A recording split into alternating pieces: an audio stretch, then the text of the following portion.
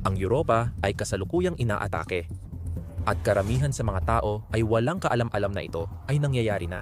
Naglalagay ng bomba at pakete ang mga operatiba ng Rusya sa DHL bodega. Nagsusunog sila ng mga gusali sa 5 bansa at nagpapalipad ng drone sa mga planta ng nuclear at base militar. Nagbanta silang papatayin ang mga bangkero na may hawak ng bilyon-bilyong nakapirming pera ng Rusya. Hindi ito isang banta sa hinaharap. Nangyayari na ito ngayon sa United Kingdom, Germany, Belgium, at marami pang ibang bansa. Ito ang pinaka-nakakatakot.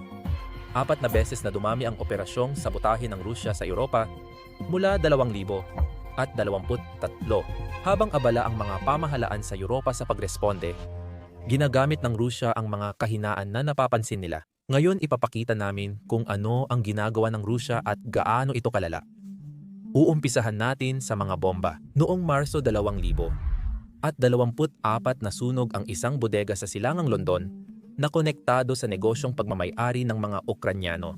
7 tao ang kinasuhan ng panununog at espiya. Ayon sa mga piskal, isinagawa ng mga operatiba ng Wagner, grupong bayarang sundalo ng Russia, ang pag-atake. Noong Hulyo 2000 at 25, 3 lalaki ang nahatulan matapos umamin sa panununog para sa Russia. Pero hindi lang iyon ang nag-iisang insidente. Heto pa ang mga nangyari noong 2000 at 24. Noong Mayo, nagkaroon ng sunog sa isang tindahan ng IKEA sa Vilnius, Lithuania. Noong Hulyo, may biglang nagliyab na parsela sa bodega ng DHL malapit sa Birmingham, England. Naapula ito ng bumbero at empleyado bago kumalat. Noong parehong buwan, may isa pang parsela na sumiklab sa kargamento ng DHL sa Leipzig, Germany. Ito naman ay malapit ng ikarga sa isang kargamentong eroplano. Sabi ng German intelligence, kumalat ang apoy sa ibang parsela at tinupok ang buong container. Ang pagkaantala lang ng eroplano ang pumigil sa mas matinding pinsala. Isipin mo ang ibig sabihin nito. Kung umalis sa oras ang eroplano, maaaring sumabog ang aparatong iyon sa himpapawid at magdulot ng sakuna. Ngayon, dito na nagiging talagang interesante. Ang mga aparato ay mga elektronikong masahe na may dalang magnesium base na madaling magliyab na sangkap. Samantala, ang pakete ay may lamang termite, isang madaling magliyab na compound. Lahat ay ipinadala gamit ang karaniwang courier. Nakatago bilang karaniwang kargamento mula sa Vilnius, Lithuania. Sabi ng taga-usig ng Lithuania, ipinadala ng mga suspect ang parcel sa Britain at Poland noong Hulyo 2000 at 24. Nasunog ang isang package sa DHL hub sa Leipzig bago ipadala sa United Kingdom at isa pa sa bodega sa Birmingham. Nasunog din ang 2 padala papuntang Poland pero hindi sumabog ang isa. Noong Setyembre 2000 at 25, kinasuhan ng Lithuania ang 15 katao ng terorismo dahil umano sa kanilang pagkakasangkot. Ang mga suspect ay mula sa Rusya, Lithuania, Latvia, Estonia at Ukraine. 2 sa mga naaresto ay sangkot sa panununog sa EKEA noong Mayo. 3 pa ang may international arrest warrants. Kamakailan lang isang binatilyo ang umamin sa kasalanan. Pero ito ang dapat mong ikatakot. Sabi ng mga opisyal ng Poland, test run lang ang pag-atake sa warehouse sa Birmingham. Ayon sa kanila, layunin ng grupo na subukan ang pagpapadala ng parcel na may pampasabog na ipapadala sa United States at Canada. Uulitin ko, sinusubukan ng Russia kung kaya nilang magpuslit ng bomba sa mga eroplano papuntang North America at muntik na silang magtagumpay. Ngayon, maaring nagtatanong ka, paano nga ba kumukuha ng mga tao ang Russia para gawin ito? Paano nila natatagpuan ang mga operatiba na handang maglagay ng bomba at mga pakete at magsunog ng mga bodega? Sa totoo, mas simple ang sagot. Gig economy ang gamit nila matapos mapalayas ang daan-daang intel ng Rusya sa Europa. Noong 2000 at 22, napilitang maging malikhain ang Rusya. Hindi na sila makakilos gamit ang opisyal na diplomat, kaya nag-recruit na lang sila online. Nagre-recruit sila ng mga tao sa pamamagitan ng social media, group chat, o kahit sa mga job posting. Yung iba sa mga nare-recruit nila, hindi nga alam na nagtatrabaho na pala sila para sa Russian intelligence. Akala nila gumagawa lang sila ng mga racket para kumita ng pera. Nagbayad ang Russian intelligence ng 5,000 para mag-recruit ng mga magsusunog ng gusali sa Poland. 5,000 lang bawat sunog. Ganoon din ang nangyari sa Britain. Inaresto ng mga autoridad ang 3 tao noong Setyembre ng 2000 at 25, 2 lalaki at 1 babae. Dinakip sila sa Essex, dahil pinaghinalaang tumutulong sa banyagang intelihensya. Ayon kay Komandante Dominic Murphy ng Counter-Terrorism Command London, tumataas sa United Kingdom ang bilang ng mga proxy na nire-recruit ng mga banyagang intelihensya. Hindi ito mga profesional na espiya, kundi mga ordinaryong tao na binabayaran para magsagawa ng paninira. Tawag ng Russia sa kanila ay mga ahenteng pambarya. May ilan na kaalyado ng ideolohiya ng Russia, pero karamihan ay desperado lang sa pera at sinasamantala ito ng Russia. Hinahanap nila ang butas sa legal na sistema ng Europa at iniiwasan ang pananagutan gamit ang mga mamamayan mula sa ikatlong bansa na mahirap i-trace pabalik sa Moscow. Pero ang kampanya ng paninira ay hindi lang limitado sa pagsunog at mga bombang nakapackage. Mas malaki pa ito doon at sa totoo lang, mas delikado pa. Noong 2025, mahigit 1,000 insidente ng drone ang naitala sa Alemanya. Naranasan din ito ng Denmark, Poland, Netherlands at Belgium. Karamihan sa mga drone na ito ay namataan malapit sa mga pasilidad militar. Lumilipad sila sa gabi, paikot sa defense contractor, paliparan, liquefied natural gas terminal at planta ng nuklear. Naistorbo nila pati paliparan. 2 beses nagsara ang Munich Airport noong Oktubre 2025 dahil sa drone sightings. Naranasan din ang pagsasara ng paliparan sa Copenhagen, Oslo, Brussels at Eindhoven na nakaapekto sa libu-libong pasahero. Milyon-milyon ang halaga ng pinsalang ekonomiya. Kung Rusya nga ang gumagawa nito, mukhang hindi lang sila nandoon para magdulot ng kaguluhan. Nangangalap sila ng impormasyon sa mga bansang Europeo bilang paghahanda sakaling magkadigmaan o para sa panahon na gusto nilang sumakop. Gusto ng Rusya malaman kung aling mga base ang dapat nilang atakihin, aling mga pabrika ang dapat nilang pabagsakin, at kung nasaan ang mga kritikal na infrastruktura at mga mahalagang daanan. At heto ang nakakabaliw na bahagi tungkol sa mga operasyon ng drone na ito.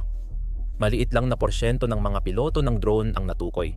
Walang natagpo ang state actor sa kanila. Hindi na kailangang magpadala ng operatiba ang Russia dahil inuupahan nila ang mga lokal para magpalipad ng drone at mangalap ng impormasyon sa sensitibong lugar. Pero hindi lang lokal ang gumagawa nito. 7 estudyante ng pamamahayag mula Germany ang nag-imbestiga at nadiskubre nilang nakakabaliw ang kanilang natuklasan. Sinubaybayan nila ang 2 barkong Half Dolphin at Half Snapper. Nakapwesto ang 2 barko sa kakaibang lokasyon malapit sa estratehikong lugar. Noong Mayo 16, 2025, ang Half Dolphin ay 10 araw nang namalagi sa Kiel Bay, Germany. Hindi ito nagdala ng kargamento. Basta nanatili lang ito 25 kilometro mula sa isang shipyard ng depensa ng Germany na kamakailan 3 ulit tinarget ng drone swarm. Samantala, ang Half Snapper ay 100 at 15 kilometro mula sa baybayin ng isla ng Siquijor sa Netherlands. Pagkalipas ng 7 oras, 7 drone ang lumitaw at umikot sa ibabaw ng Russian cargo ship na Lauga sa North Sea. Sa loob ng ilang oras, sinubaybayan ng mga estudyante ang galaw ng barko gamit ang datos ng barko at mga classified na dokumento. Nagbiyahe sila ng 2,500 kilometro sa Europa, kasunod ang mga barkong ito at nakakabaliw ang kanilang natuklasan. Halos 1 buwan na natili ang Half Dolphin sa Bregal Shipyard ng Kaliningrad na may dokumentadong koneksyon sa militar ng Russia. Bumisita si Lauga sa Tardis port ng Syria noong 2000 at 24 ang nag-iisang base ng hukbong dagat ng Russia sa Mediterranean. Kaya masasabi mong may kaganapan sa pagitan ng mga barkong ito at Russia. Nadiskubre ng mga estudyante na sa 11 na pagkakataon nakita ang mga barko at drone sa parehong oras at lugar. Nag-inspection ang mga autoridad ng Germany at Netherlands. Ngunit pinayagan din umalis ang mga barko. Ayon sa mga security source, mababaw at simboliko lang ang mga inspeksyon. Hindi napatunayan ng mga estudyante ang direktang sangkot. Ngunit nagtanong sila ukol sa mga lihim na operasyon ng Russia sa Europa at tugon ng pamahalaan. Mas lumalala ito dahil hindi lang infrastruktura, kundi pati mismong mga tao. Lalo na ang mga ehekutibo na may kontrol sa mga assets ng Russia sa Europa. Ang tina-target ng Russia. Ang Euroclear ay kumpanyang pinansyal sa Belgium na may hawak na 173 bilyong ari-arian ng sentral na bangko ng Russia na freeze ang mga ari-arian dahil sa European Union sanctions sa Russia noong 2022. Gusto ng European Union gamitin ang pera para bumili ng armas para sa Ukraine, ngunit ayaw ito ng Russia. Pumasok si Olivia Hubey, isang 68 anyos na French na panadero na miyembro ng board ng MFEX, isang subsidiary ng Euroclear. Lumipad si Hubei papuntang Russia ng 155 beses mula Enero 2015 hanggang Disyembre 2024. 14 sa mga biyahe ay naganap matapos salakayin ng Russia ang Ukraine noong Pebrero 2022. Madalas siyang lumipad sa Moscow at St. Petersburg, pero pumupunta rin sa malalayong lungsod sa Siberia tulad ng Kazan, Krasnoyarsk, Novosibirsk, Tomsk at Yekaterinburg. Si Hubei ay miyembro rin ng Russian Geographic Society. Ngayon, maaaring mukhang wala namang masama doon, pero ang Russian Geographic Society ay pinamumunuan ni Vladimir Putin. Ang presidente ay si Sergei Shoigu, dating Russian Defense Minister, at malapit na katuwang ng armadong puwersa ng Russia. Dito nagsimulang dumilim ang kwento matapos maging Chief Executive Officer ng Euroclear, si Hervé Urbane. Noong Mayo 2024, nilapitan siya ni Hubei sa isang mataas na pagpupulong. Sabi ng mga malapit sa insidente, pinakita ni Hubei sa kanya ang mga larawan sa telepono. 2 mataas na opisyal ng Russian intelligence na naka-uniforme militar. Sabi niya gusto raw siyang bisitahin ng mga kaibigan niyang ito sa Geneva. Nagulat si Urbin at humingi ng proteksyon mula sa pulisya ng Belgium para sa sarili at pamilya niya. Sinuri ng mga autoridad ng Belgium ang panganib sa kanya sa pinakamataas na antas, level 3-4. Ngunit tinanggihan ang kanyang kahilingan para sa proteksyon. Kaya kumuha siya ng mga pribadong bodyguard. Kumuha ang Euroclear ng high-end na French security firm na Amorant para protektahan ang pamunuan nito. Hindi pa rin tumigil si Hubei at nilapitan niya ang executive committee member ng Euroclear noong 2024. Hiniling niya sa executive na makipagkita sa Russian intelligence contacts at nagbanta siya na maaaring masunog ang bahay ng executive or biglang mamatay ang kanyang alagang hayop kung hindi siya sumunod sa unang kalahati ng 2025 na sangkot ang executive na iyon sa isang marahas na insidente sa labas ng isang bar. Nakipag-ugnayan si Hubei kay Urbane at sinabing, "Ayaw mo namang mangyari sa iyo yon, di ba?" Nang tanungin tungkol sa umano'y pagbabanta ni Hubei, kinumpirma ng tagapagsalita ng Euroclear na sinabi iyon ni Vladimir Urbane sa publiko. Nakakatanggap siya ng banta. Hindi binanggit kung kanino. Hindi ko rin sasabihin. Pero tinakot siya nang kontakin ng mga mamamahayag. Sinabi ni Hubei na ang kanyang mga paglalakbay sa Europa ay para sa personal na dahilan. Donor daw siya ng Bolshoi Ballet, ayon sa kanya. Pero hindi pa rin malinaw kung bakit siya lumipad sa malalayong lungsod sa Siberia na walang opera house, o kung bakit niya tinakot ang mga executive ng Euroclear. Ngayon, pati mga ordinaryong empleyado ng Euroclear ay tina-target na rin. Palagi silang hinihingan ng impormasyon sa pamamagitan ng short message service LinkedIn, WhatsApp, email, at social media ng mga kahina-hinalang third party. Sabi ng empleyado, "Ako mismo ay na-target mga 7 beses nitong 2 taon. Hindi naligtas ang internal email." Pinayuhan ang mga empleyado na gumamit ng shuttle bus mula Brussels North Station papuntang Euroclear headquarters kaysa maglakad. May emergency button app na sila sa telepono para abisuhan ang corporate security kung may panganib. Kasabay nito, pinatindi ng Rusya ang presyo nila sa Belgium. Nagbanta ang Moscow ng mahabang kaso laban sa Euroclear kung gagamitin ng European Union ang nakapirming pera ng Rusya para sa Ukraine. Sinabi ni Dmitry Medvedev, ang Deputy Chairman ng Security Council ni Putin at dating Pangulo ng Rusya, na ang paggamit ng European Union sa perang iyon ay maaaring ituring na casus belli o dahilan ng digmaan. Nagbanta si Medvedev ng nuclear strike sa Belgium noong Nobyembre, habang pinaghihinalaang Russian drones ay lumilipad sa mga daungan, paliparan, at base militar ng Belgium sa gitna ng negosasyon ng European Union. Sinabi ni Boris Pistorius, Ministro ng Depensa ng Alemanya, sa Berlin noong ika-7 ng Nobyembre, layunin ng hakbang na ito ang magdulot ng takot at kawalang katiyakan sa Belgium. Huwag galawin ang mga nakapirming ari-arian. Hindi ito pwedeng bigyang kahulugan sa iba. Pero umatras tayo at tingnan ang mas malawak na larawan. Lumaki ang lihim na operasyon ng Russia sa Europa mula 2022. Lumobo ng 4 na beses ang mga sabotahe mula 2023. Naglalagay sila ng pampasabog sa logistics network bilang pagsubok sa pag-atake sa Hilagang Amerika. Nagpapalipad sila ng drone sa pasilidad militar at naglalagay ng shadow fleet malapit sa estratehikong lugar. Direkta nilang tinatakot ang mga executive sa pananalapi na may kontrol sa mga nakapirming ari-arian ng Russia at kumukuha sila ng mga hindi alam na proxy gamit ang mga pamamaraan ng gig economy para gawin ang lahat ng ito. Hindi sapat at magkakahiwalay ang tugon ng Europa. Hirap magkasundo ang mga pamahalaan sa isang nagkakaisang aksyon. Nahihirapan silang magkoordina ng mga aksyon. Hindi pa sila nakabuo ng epektibong mga hakbang para pangilagan ito at tiyak na hindi pa nila naipapataw ang sapat na parusa sa Kremlin. Ayon sa ulat ng International Institute for Strategic Studies, sinamantala ng Rusya ang mga butas sa batas gamit ang gig economy. Kaya't nakaiwas ito sa pananagutan at pagtukoy ng may sala. Alam ng mga kanluraning intelihensya ang banta ni Olivia Houbey, ngunit hindi nila ito maimbestigahan dahil nasa Pransya at Sweden siya.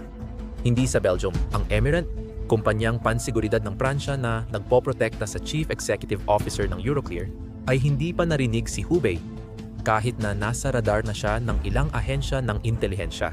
Sa kabila ng 155 biyahe niya sa Russia at umano'y pagbabanta sa mga kliyente, ito ang realidad ng lihim na digmaan ng Russia sa Europa. Nangyayari ito ngayon sa London, Leipzig, Vilnius, Brussels, Munich at Amsterdam. Ayon sa ilang miyembro ng NATO, ang kakaibang digmaan ng Russia ay bahagi ng kanilang matagalang paghahanda para sa posibleng sagupaan laban sa NATO. Hindi lang ito paninira, sinusubok ng Russia ang depensa ng Europa at tinutukoy kung kailan tutugon ang Europa. Sa ngayon, nakakalusot pa sila. Patuloy na umuunlad ang kwento, kaya siguraduhing nakasubscribe ka. Dahil kapag may sumunod na operasyong paninira ng Russia sa Europa, kami ang unang magbabalita sa iyo tungkol dito. Isa sa mga problema sa paggawa ng ganitong video, lalo na kung maraming drone strike na ipinapakita kahit walang nasasaktan, sundalo o tao. Madalas i-demonetize or limitahan ng YouTube ang mga video namin. Nitong nakaraang linggo, 4 na video tungkol sa digmaan ang na-demonetize ayon sa YouTube. Hindi gusto ng mga advertiser ang drone strike or frontline footage, kaya nililimitahan ang mga video. Pero ito ang realidad ng makabagong digmaan. At ito ang digmaang nilalabanan at sinusubukang malampasan ng mga Ukrainyano. Naniniwala kaming mahalagang talakayin ito kaya naglunsad kami ng sariling plataforma, Business Basics. Ginawa namin ito mula umpisa kaya walang limitation. Hindi namin kailangang i-blur ang aming drone strike, hindi namin kailangang i-blur ang mga footage sa frontline, at hindi rin namin kailangang i-blur ang pagkasira ng mga base ng himpapawid ng Rusya. Bukod pa rito, wala talaga kaming pinapatakbong mga ads sa site. Sa ganitong paraan, hindi namin kailangang mag-censor dahil lang hindi gusto ng advertisers ang mga usapan namin. Hindi namin pinopondohan ang site sa pamamagitan ng mga ad, pinopondohan namin ito sa pamamagitan ng inyong suporta. Kaya kung isa ka sa mga interesado sa ganitong uri ng balita, kung gusto mong mapanood ang uncensored videos at exclusive content na di namin ma-upload sa YouTube, sumali ka sa basicsinsider.com. I-click ang link sa description or i-scan ang QR code sa screen. Sa pagsali, mapapanood mo lahat ng na-upload naming content at mga future videos. Bukod dito, masuportahan mo ang coverage at channel namin. Maraming salamat, ako si Sam. Hanggang sa muli.